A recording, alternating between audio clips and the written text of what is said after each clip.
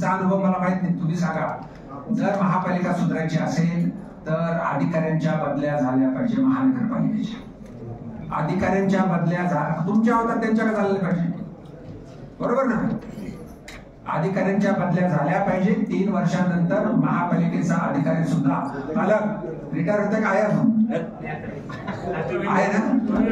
तर ह्या अधिकाऱ्यांच्या बदल्या झाल्या पाहिजे 3 वर्षाला. स्वायत्त हे जे निघून जाईल, स्वायत्त आता ते नाही, तसं नाही. मी त्यावेळी चर्चा केली होती. समजा इथले सिटी इंजिनियर आणि मुंबईचे सिटी इंजिनियर त्यांचा तफावत आहे फार का म्हणजे याच्यामध्ये. ते काय गव्हर्नमेंटचे डिसिजन लागतात. आता मी थोडा केंद्रात असल्यामुळे खाली काही लक्ष घालणार नाही, काळजी करू नका. सिस्टीम सुद्धा मी आणायचा इथं प्रयत्न केलेला आहे. आणि त्या लोकांचा जर माननीय आयुक्त आणि माननीय जिल्हा परिषदचे प्रशासक यांनी जर मान्य केलं तर ते होऊ शकतं. अशा वेगवेगळ्या प्रकारचं हे होतं. पण महानगरपालिकेत आपण बसल्याविषयी मला जाणीव आहे. महानगरपालिकेचं कामच आहे वॉटर, मीटर, गटर आणि एज्युकेशन, प्रायमरी एज्युकेशन. पाण्याचा प्रश्न सोडलेला आहे. ड्रेनेजचा प्रश्न महानगरपालिकेच्या माध्यमातून जे अमृत 2 मध्ये प्रोजेक्ट येत आहेत त्याला आम्ही पैसा देतोय. अमृत 2 मधून ड्रेनेजसाठी सातारा जिल्हा असेल किंवा आणखी 3 प्रोजेक्ट तुमचे आलेले आहेत तर त्यांना आम्ही पैसा देतोय. आणि त्याच्यापेक्षाही कचऱ्याचं जसं नानांना पडलं तुमच्यावरती जबाबदारी येते. कचऱ्याचं कसं करायचं ते बघा. कारण प्रत्येक वेळेस कचऱ्याचा ढीग लागतो आणि मग त्याला बायोमायनिंग करतो, हे सोल्युशन नाहीये. त्याच वेळेस कचऱ्याची विल्हेवाट लागण्यासाठी मला कल्पना याची की चांगला मॅनेजमेंट आहे. आता यावेळेस टेंडर काढले, मागच्या वेळेस 200-300 कोटीचे. त्याच वेळेस ती विल्हेवाट का लागली ह्याच्याबद्दल काही माझ्याकडे उत्तर नाही. पण आपण प्रशासक आहात, त्यावेळेस तुम्ही नव्हता. पण ह्याच्यासाठी परमनंट यूज कचरा आला की त्याचं परमनंट काहीतरी झालं पाहिजे 15 दिवसामध्ये, महिन्यामध्ये.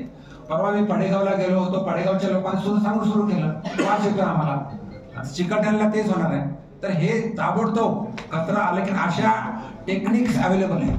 तुम्ही रॅमकोचं काम काढलं, रॅमको कंपनी, रॅमकी कंपनी आपल्याच काही नगरसेवकाने पळवून लावली. त्याच्यामुळे महानगरपालिकेला 25 ते 35 कोटीचा दंड बसला. कारण ते आर्बिट्रेशन मध्ये गेले, दिले का नाही मला माहित नाही पैसे, पण आर्बिट्रेशन मध्ये गेले आणि आर्बिट्रेशन मध्ये व्याजासहित पैसे. सीईओ जिल्हा परिषद त्यांची बैठक झाली आणि जर यांनी अप्रूव्ह जर केलं तर एक आम्ही अशी या प्रकारची डिजिटल क्लासरूम चांगली तयार करणार आहोत.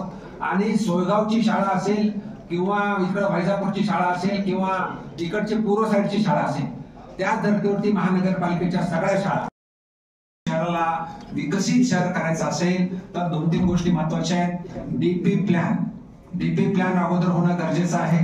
कुणामुळे रखडला, का रखडला, तुम्हाला ज्ञात असेल नसेल, पण मला तर सगळं ज्ञात आहे. पण त्याच्यावर सोल्युशन काढून सब मालूम आहे. म्हणजे कोण काय करतं याची जाणीव आहे. पण त्याच्याकडे डोळेझाक करावाच लागतो, कधी त्याच्यातून मार्ग काढावा लागतो. पण त्याच्यातून काढून लवकरात लवकर डीपी प्लॅन कसा सुरू होईल त्यासाठी प्रयत्न मी करणार आहे. याही पेक्षा महत्वाचं, जसं नानाने सांगितलं की शहर विकसित होणार आहे. उद्या शहर विकसित होत असताना आम्ही असा एक प्लॅन केला. गडकरी साहेबांना भेटायला गेलो आम्ही सांगितलं आम्हाला 4 फ्लायओव्हर द्या. कुठं एअरपोर्टच्या बाजूला द्या, अमरपीठच्या समोर द्या, मुंडा नाक्याला फ्लायओव्हर द्या.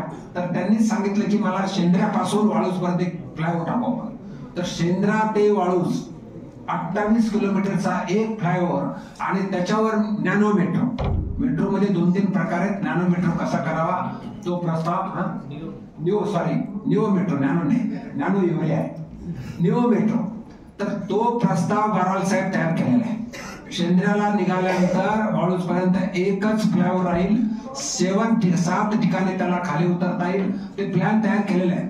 त्याच्यासाठी आम्ही म्हणजे नॅशनल हायवेची ही जागा नसल्यामुळे थोडी अडचण झालेली आहे. मी प्रस्ताव घेऊन माननीय मुख्यमंत्री, उपमुख्यमंत्री आणि दादा भुसे संबंधित मंत्री यांना उद्या भेटणार आहे. तर तो प्रस्ताव, त्याच्यावर एक मेट्रोचा हरदीप सिंग पुरी जे आमचे आहेत त्यांनी सांगितलं प्रस्ताव पाठवा, केंद्रातले मंत्री त्यांच्याकडे मी पाठवणार आहे. आणि त्याच धर्तीवरती बिडकीन टू हर्सूल मेट्रो असा सुद्धा आमचा प्रस्ताव चालू आहे. एक अजून मोठा उद्योग होते पण ते डिस्क्लोज करायचं नाहीये, कारण त्याच्यासाठी ते जर आलं तर बजाज एवढा मोठा उद्योग येण्याची शक्यता येतात. पण सध्या डिस्क्लोज करायचं नाही म्हणून तो काही मी बोलत नाही. पण हे करत असताना हा विषय झाला ओव्हरऑल डेव्हलपमेंट. मला सांगायला आनंद होतोय, एक चांगला डॉक्टर होतो मला आज प्रत्येक वेळेस वाटायचं मी चुकून या महानगरपालिकेत पडलो. भोगे साहेब तर मला म्हणायचे तुम्ही कशाला इथं आला, ते कमिशनर होते मी नगरसेवक होतो. पण माझं दैव चांगलं मोदी साहेबांच्या कॅबिनेटमध्ये आहे. तुमचाच एक आशीर्वादाने आज इथं आहे तर उद्या राष्ट्रपतींच्या भाषण ऐकू शकतो, मोदी साहेबांवर बसू शकतो. हे सर्व होत असताना शहराचा विकास करणं ही माझी मी नैतिक जबाबदारी समजतो. म्हणून राजकारण बाजूला ठेवून महिन्याला इथं आलो तर मी एक मीटिंग इथं घेत असतो. इथं असतोच मी पाण्याच्या प्रश्नासाठी. घाटीमध्ये पिडियाट्रिक डिपार्टमेंट आहे, लहान मुलाचं डिपार्टमेंट. पण भारतीयांचं ऍव्हरेज वय आता 69 वर्ष आहे आणि वाढतंय. म्हणजे जिरॅटिक ओल्ड एज साठी वेगळा डिपार्टमेंट असावं. त्यासाठी केंद्रामधील मंत्र्यांना भेटून रिजनल जिरॅटिक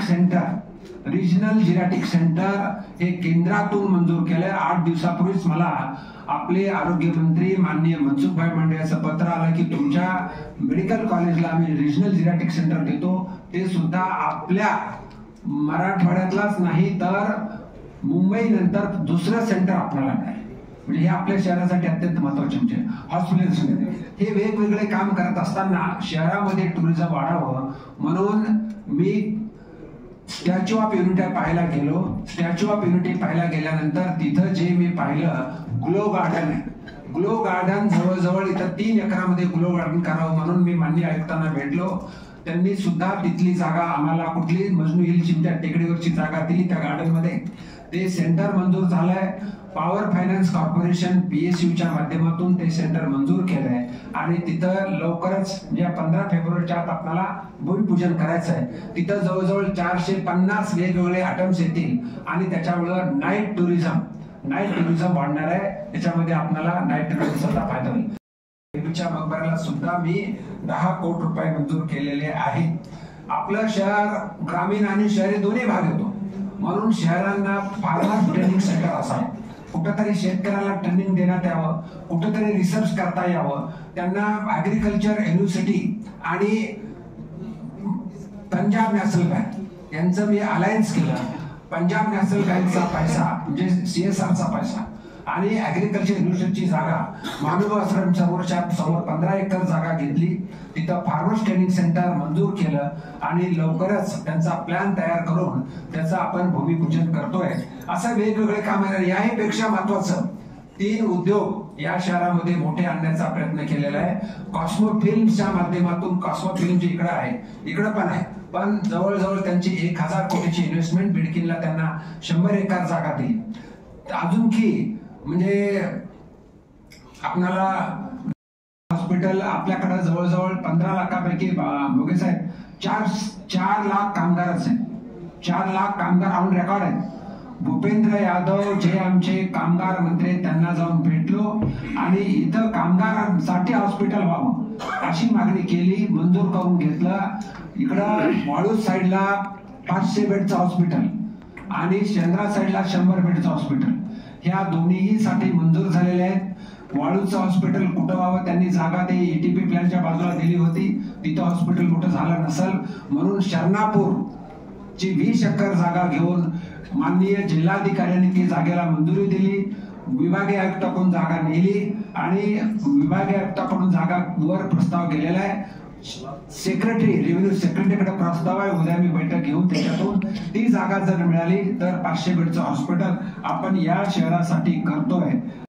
रेल्वेला जायचं ना आपल्या रेल्वेमध्ये रेल्वे स्टेशन इकडूनच आहे पण त्याच पॅरलल त्या बाजूला सुद्धा होणार तुमच्या बाजूला. तिकडच्या लोकांना इकडे यायची गरज नाही. तिकडून एंट्री होईल, तिकडे तिकीट मिळेल, तिकडे सुद्धा आपण पॅरलल एंट्री ठेवलेली आहे आणि ते सुद्धा काम आपण करतोय. आपल्या सर्वांना माहित आहे आपल्याकडे अजिंठा एलोरा केव्ज आहे. टुरिझम वाढू शकतं आणि टुरिझम वाढण्यासाठी सुद्धा मी प्रयत्न केलाय ते थोडक्यात सांगणार आहे. पण एअर कनेक्टिव्हिटी वाढावी म्हणून सध्याची एअर स्ट्रीप फक्त 900 मीटरची आहे. ती 1200 मीटर करून त्याच्या जमिनीचं ऍक्विशन व्हावं म्हणून 750 कोटी म्हणजे या सरकारने दिले. पण उद्धव साहेब सुद्धा मुख्यमंत्री असताना शेतकऱ्यांना मी तिथं घेऊन गेलो, त्यांच्यावर बैठक घेतली आणि माननीय फडणवीस साहेबांनी मागच्या अर्थसंकल्पामध्ये 750 कोटी रुपये दिले. ते पैसे इथं आलेत. GR निघाला आणि भू संपादनचं काम चालू आहे. याशिवाय आणि त्यासाठी किमान म्हणतो मी, 24 तास पाणी तर माझं हे आहेच, पण किमान सकाळ संध्याकाळ पाणी येईल त्यासाठी प्रयत्न चालू आहे. डिसेंबर 24 पर्यंत पाणी मिळणार आहे. तोपर्यंत सध्याच्या शासनाने 191 कोटी रुपये मंजूर केलेत आणि त्याचं सुद्धा आम्ही 15 फेब्रुवारी पर्यंत जे 50% रिलीफ देतोय. 8 दिवसाला जे पाणी तिथं 4 दिवसाला येईल, जिथं 7 दिवसाला आहे तिथं 3 दिवसाला येईल, असा आम्ही रिलीफ देतोय आणि पाण्याचा प्रश्न आपण सोडवतोय.